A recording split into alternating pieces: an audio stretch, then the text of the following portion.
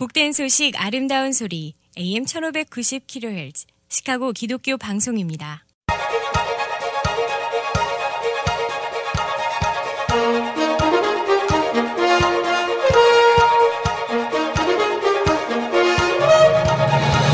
김정일 해설위원의 시사 해설. 세상을 넓게 봅니다. 삶의 지평이 넓어집니다.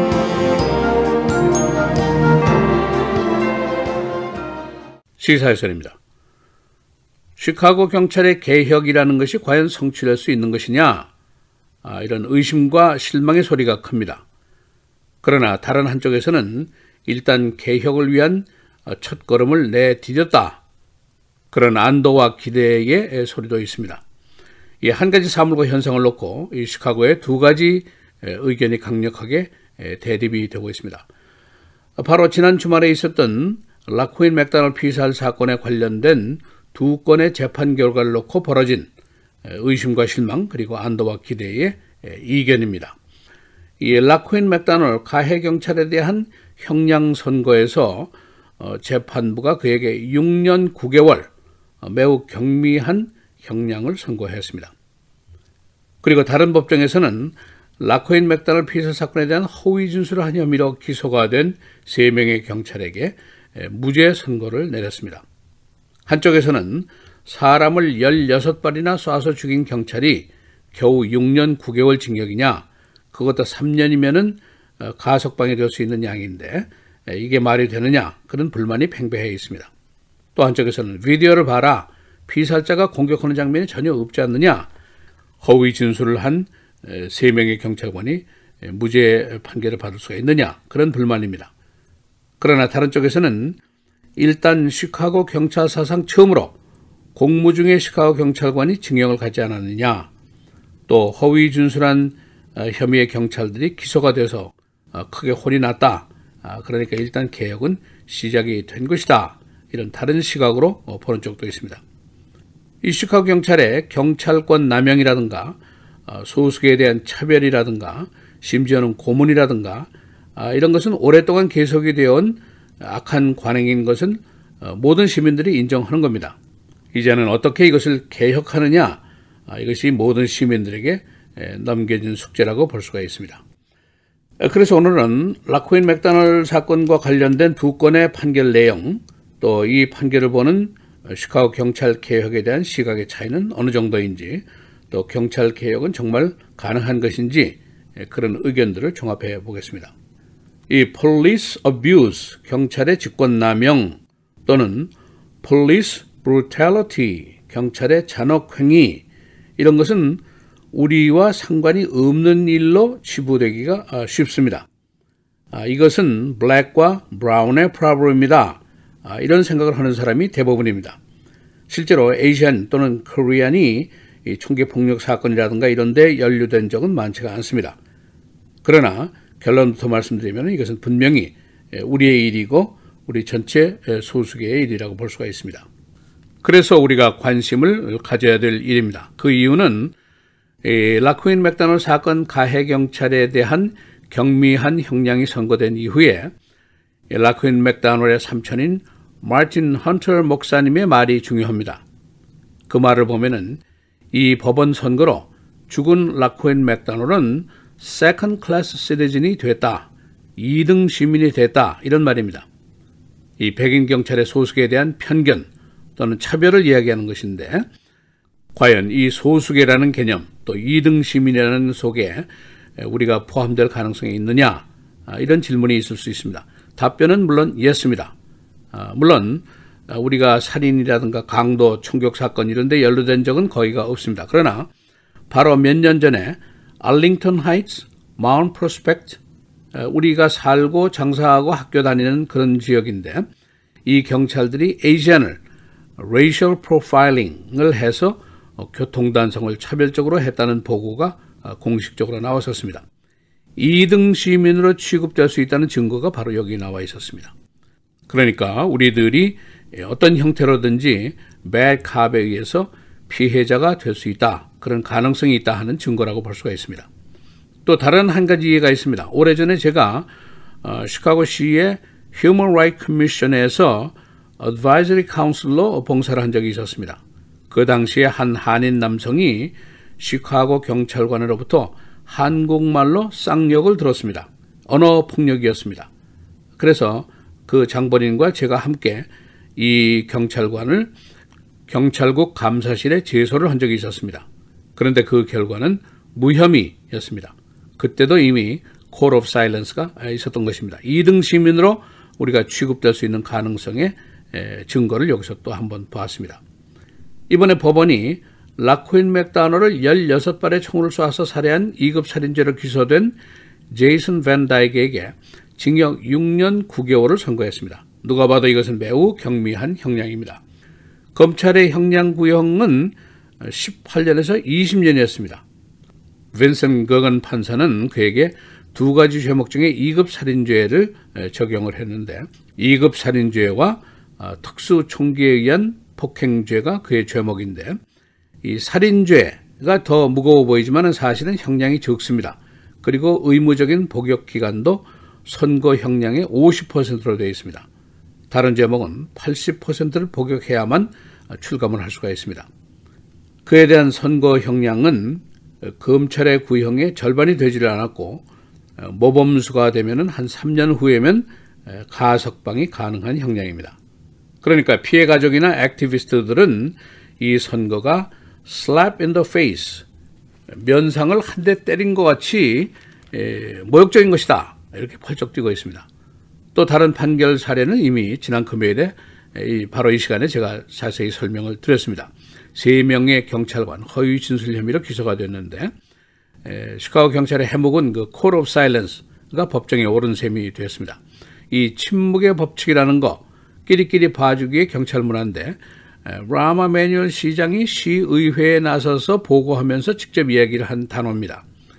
그런데 도미니카 스테펀슨 판사의 무죄 선고의 이유는 검찰의 기소 내용이 충분하지 않다는 것입니다. 바로 제이슨 밴 다이크가 유죄가 된 그 비디오를 놓고 이 판사는 매우 다르게 이것을 보면서 무죄를 선고한 것입니다.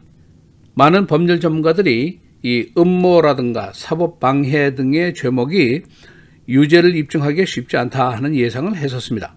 그러나 이 판사가 이렇게 아주 깨놓고 검찰과 증인을 공격할지는 모두가 예상치 못했던 일입니다.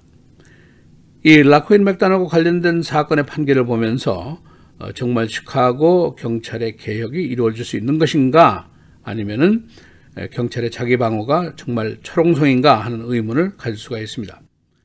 바로 이 라코인 맥다너 사건으로 인해서 경찰 개혁 문제가 더욱 심각하게 우리 사회에 떠올랐었고 지금은 이제 consent decree 문제가 논의가 되고 있습니다. 또 페더럴 저지가 감독을 하는 체제도 심의가 되고 있고 물론 경찰의 훈련 강화라든가 커뮤니티와의 신뢰 회복이라든가 또 불법 총기의 압수라든가 이런 여러 가지 방안들이 겸해서 논의가 되고 있습니다. 그러니까 아무리 세상이 험하다고 하더라도 한 사람의 무고한 시민을 국가 권력이 권력을 남용해서 희생시킬 수는 없는 일입니다. 이 법원의 경미한 형량 선고 또 무죄 선고를 놓고 실망과 기대가 지금 교차를 하고 있습니다. 이 마빈 헌터 목사님의 말입니다. 많은 사람들이 지금 분노하고 있다. 그러나 나는 일단 이것이 승리라고 본다. 우리가 아직도 100만 마일을 더 가야 한다. 그러나 이것도 첫 발을 떼어야만이 가능한 것이고 우리가 오늘 바로 이 첫 발자국을 내디딘 것이다. 이렇게 얘기를 했습니다. 시사해설 김재일입니다.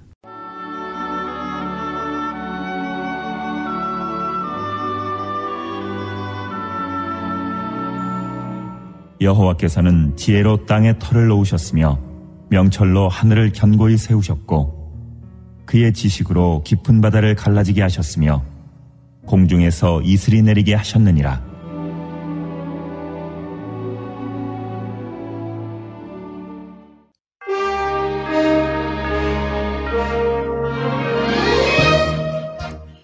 (1월 21일) 월요일 헤드라인 오늘의 주요 뉴스입니다. 연방정부 부분의 셧다운 31일째, 민주당과 공화당은 어제도 공방을 주고받았지만 사태는 셧다운이 시작된 날에서 꿈쩍도 않는 교착 상태를 보여주고 있습니다. 트럼프 대통령은 자신이 타협안이라며 내놓은 제안이 민주당이 낸시 펠로시 하원 의장에게 일거에 거절당하자 어제 하루 분노의 트윗을 날리며 민주당을 비난했습니다. 트럼프 대통령은 지난 19일 백악관에서 생중계로 민주당이 요구해 다카 프로그램을 3년 연장할 테뒤 멕시코 국경장벽 건설 예산을 통과시킬 것을 제안했지만 거절당했습니다. 민주당은 3년 연장만으로는 안 된다는 입장입니다. 수십만 명의 연방 공무원이 다시 봉급 없는 한 달을 맞게 되자 이 안건은 상원으로 넘겨졌고 미치 맥코넬 공화당 원내대표는 이를 이번 주 내에 상정하겠다고 밝혔습니다. 트럼프 대통령이 어제 중서부에 몰아닥친 폭설과 한파와 관련해 시민들의 안전을 당부하면서 글로벌 워밍, 지구 온난화를 또다시 비꼬았습니다. 트럼프 대통령은 어제 자신의 트윗을 통해 미국의 많은 지역이 엄청난 폭설과 기록적인 한파로 고통받고 있다며 집안에 머물며 안전에 유의해달라고 당부했습니다. 그는 그러면서 약간의 철진한 지구 온난화가 지금은 나쁘지 않아 보인다고 덧붙였습니다. 오늘 마틴 루터 킹 데이를 맞아 각 정부기관과 은행 등은 휴무에 들어갑니다. 시카운티 주정부 산하기관과 도서관, 법원도 문을 닫습니다. 우정국과 학교는 물론 모든 은행과 뉴욕 증권거래소 등 파이낸셜 마켓도 오늘 휴무에 들어갔습니다. 한편 오늘 전국 곳곳에서는 그를 기념하는 행사가 열립니다. NFL 최강자를 가리는 제53회 슈퍼볼 진출팀은 뉴잉글랜드 패트리어츠와 LA 램스로 결정됐습니다. 뉴잉글랜드는 어제 열린 아메리칸 컨퍼런스 챔피언십에서 캔자스시티 칩스를 연장 승부 끝에 37대 31로 제압했습니다. 앞서 내셔널 풋볼 컨퍼런스 챔피언십에서는 LA 램스가 뉴올리언스 세인츠를 역시 연장 접전 끝에 26대 23으로 꺾고 17년 만에 슈퍼볼 진출에 성공했습니다. 이로써 제53회 슈퍼볼은 오는 2월 3일 조지아주 애틀랜타에서 치러집니다. 시카고의 혹한이 금주를 넘어서서 내주까지 이어질 것으로 예보됐습니다. 기상대는 이번 주 후반에 최저기온 마이너스의 혹한이 오겠으며 그 다음 주에도 주 초반에서 중반까지 최저기온이 마이너스를 기록하는 혹한이 예상된다고 예보했습니다. 내일은 기온은 영상으로 회복되겠으나 눈이 내릴 확률이 90%입니다. 쌓인 눈더미가 무너지면서 여기에 묻힌 2명 중 1명이 사망했습니다. 알링턴 하이츠 경찰은 어제 로뎀 처치에 쌓인 눈더미가 무너지는 바람에 2명의 12세 소녀가 이 속에 장시간 묻혔고 이 중 1명이 사망했다고 밝혔습니다. 나머지 1명은 병원으로 옮겨져 치료를 받은 후 회복됐습니다. 미시간 호수에 빠진 10대를 구출하려던 다른 10대 남성이 실종됐습니다. 지난주 토요일 워키건 부두에서 10대 남성이 미끄러져 호수로 빠졌는데 이를 구조하려고 호수에 뛰어든 다른 10대가 실종됐습니다. 경찰은 주말 동안 계속된 높은 파고 때문에 호수 안으로 접근하는데 실패했습니다. 날씨입니다. 오늘은 구름 많은 가운데 기온은 10도 안팎을 유지하고 체감온도는 영하 2도까지 내려가면서 강추위가 이어지겠습니다. 낮 최고 14도, 밤 최저 10도입니다. 내일은 흐린 가운데 눈이나 눈비가 섞여 내리는 곳이 있겠고 기온은 20-30도대로 오르겠습니다. 내일 낮 최고 37도, 밤 최저 25도. 수요일 흐리고 낮 최고 28도, 밤 최저 11도. 목요일 가끔 구름 많은 가운데 약한 눈이 내리는 곳이 있겠고 최저기온이 영하 6도까지 내려가면서 다시 한파가 찾아오겠습니다. 낮 최고 22도, 밤 최저 영하 6도입니다.